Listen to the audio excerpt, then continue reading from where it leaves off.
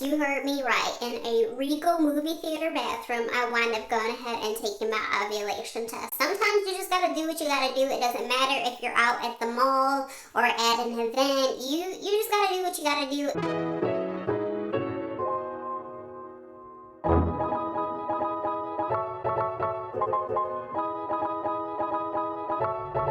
What's up guys, and welcome back to my channel. Thanks for joining me again. If you are new here, then my name is Mariah and I'm currently on a journey to conceive rainbow baby number 1 with my husband Jeremy. If you are a returning subscriber, then welcome back, tribe. I am so glad you guys keep on coming back to continue to be so encouraging and so supportful on this ride. So you guys already know what time it is. Yes, time flies, or at least it seems to me sometimes during my cycles, and it is finally time to start OPKing again. We are now in cycle 11 and very hopeful that this will be the one. Last cycle I did ovulate just a little bit earlier than I normally do, so I'm going to continue to go ahead and take tests early, even though I think I will probably wind up ovulating between cycle day 14 and 15. Last cycle it was cycle day 13, so I'm just going to go ahead and start testing now at cycle day 11. And I'm still using the Pregmate ovulation test. I still have quite a few of those left, so that's what I'm going to be doing this cycle, at least for the OPKs. It's blank.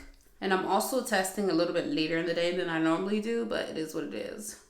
1, 2, 3. And label Folate. And we'll just let that sit on the counter for 5 minutes to go ahead and process. While we wait, I did wind up deciding to do the evening primrose oil. I have been taking it since cycle day 2, because that's when I picked it up. So I've been taking it since cycle day 2, and I have only been taking, I know some people are taking like around 1,300 milligrams, while other people are taking like a max of 3,000 milligrams. I am taking 2,000 milligrams. So this is the one that I'm taking for the time being. It's just the Walmart, I guess, Spring Valley brand. I might upgrade the brand, but I really wanted to get a feel for how my body was going to react to it. And so far, so good. I think the first day or two that I was taking it, I did feel those uterine contractions. They were very mild and very light, but I still felt them. I think about 5 days into taking it, my head was hurting, but I'm not exactly sure that this caused it. I was also doing a couple of other things, so I'm not quite sure if I'm getting any like headaches per se with it or not, but other than that, it hasn't made me feel bad or anything like that. Yesterday on cycle day 10, we did wind up baby dancing, and I didn't seem to need or require any extra help or any pre-seed or anything like that. Once again, could have been the evening primrose oil, could have not been. I can't necessarily say for certain, but your girl usually doesn't get egg white cervical mucus, so I'm thinking that the EPO is doing its thing, which I am all here for. If I don't have to buy pre-seed anymore or use it anymore, I would be totally fine with that as well. But it would ultimately be nice just to get egg white cervical mucus on a regular basis on my own, or at least with the help of a supplement. A lot of you keep on asking me about maca. Yes, I have tried maca, and for me personally, that didn't really necessarily help with my libido or my cervical mucus or anything else like that. I know it's a really good thing for fertility, and I'm not opposed to taking it again or anything like that. I actually might switch over to the powder form versus the capsule form and take it with like a protein drink or a smoothie, but I don't really know yet. The test is done and it's negative. It's still technically at low.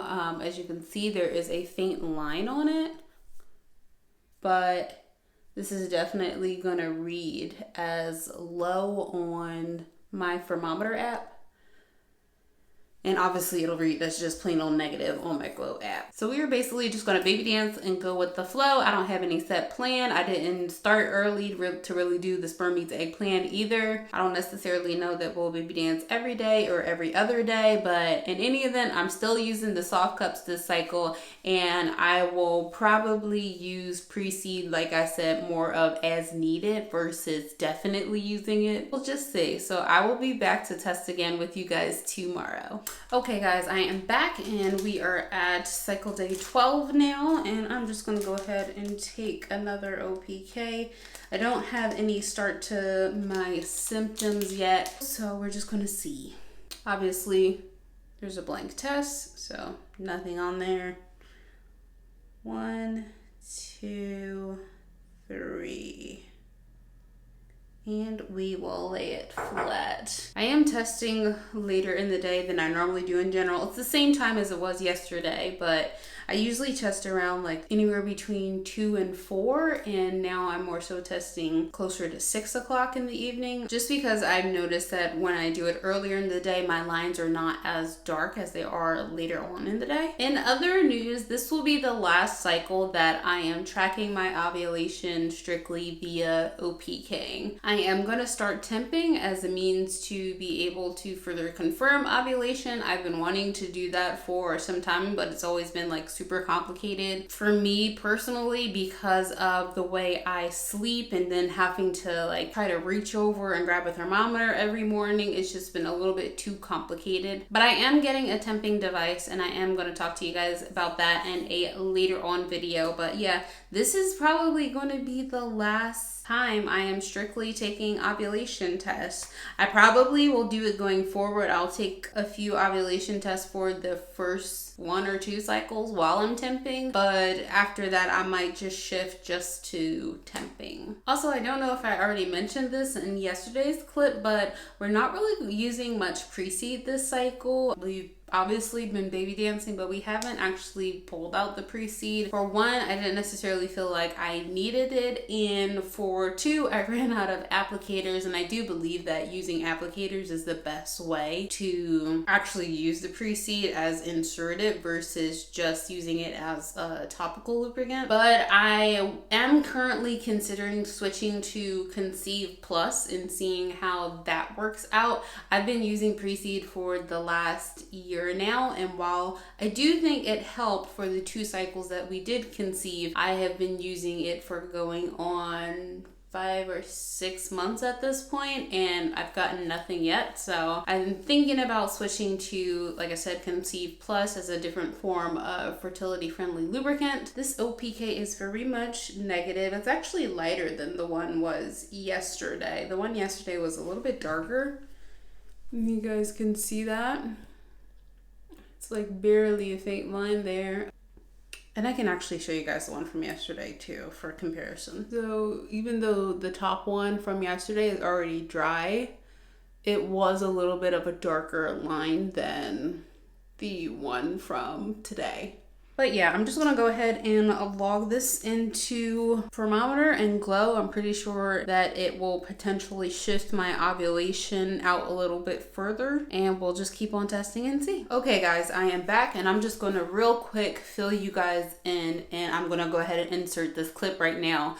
Yesterday was cycle day 13. We were actually out during the normal time that I would take an ovulation test. We were actually at the movies, and it was slightly before our movie was going to start. We had some time to kill. So I stopped at Dollar Tree and got a little cheap ovulation test from there. And as you can see, it was high, not quite a peak yet. So it was not quite positive, but as you can see, the lines were getting darker. Yes, you heard me right. In a Regal movie theater bathroom, I wind up going ahead and taking my ovulation test. Sometimes you just gotta do what you gotta do. It doesn't matter if you're out at the mall or at an event. You just gotta do what you gotta do, and it literally took 3 minutes of my time to go ahead and take that test. Now fast forward to today. It is cycle day 14. I was out once again, pretty much all day, so it is later on in the evening than I would normally take a test, but I'm also getting really painful. I won't even call it cramps. I would call it more of a stabbing and shooting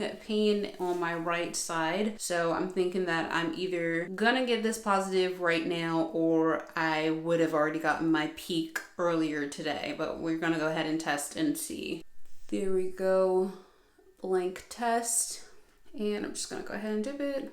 1, 2, 3, and let it process. Like I said, I am in quite a bit of pain, and I kind of missed my time frame for testing today and semi yesterday. Not really yesterday, but mainly today. So I will just count today as O day, regardless of what this test says, even though I think it's probably gonna come out with 2 very strong lines, because usually right around the time that I'm feeling that type of pain, and especially at this intensity that it is today, then I usually get a peak right around that same same time. Okay, the time is up and it looks like I missed my peak. I really feel like I missed my peak because like I said, when I get those very sharp ovulation pains, it usually coincides with my peak on its way down. So I think if I had went ahead and tested earlier today, I would have gotten a darker test line. And let me show you guys while I'm talking.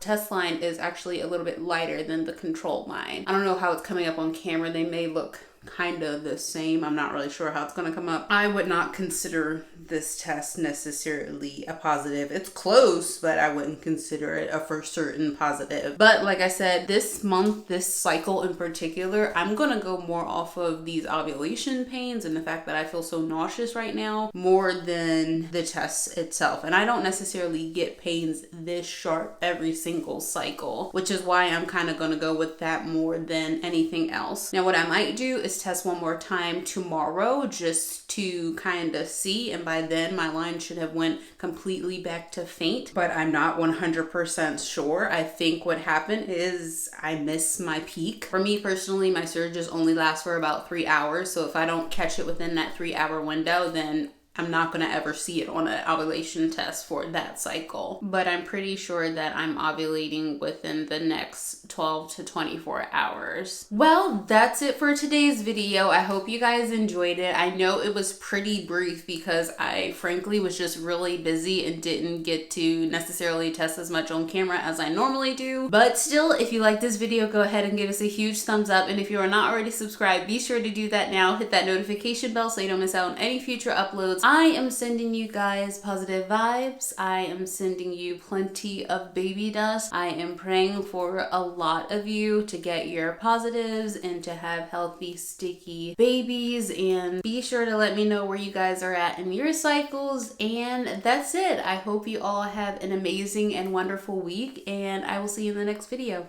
Bye.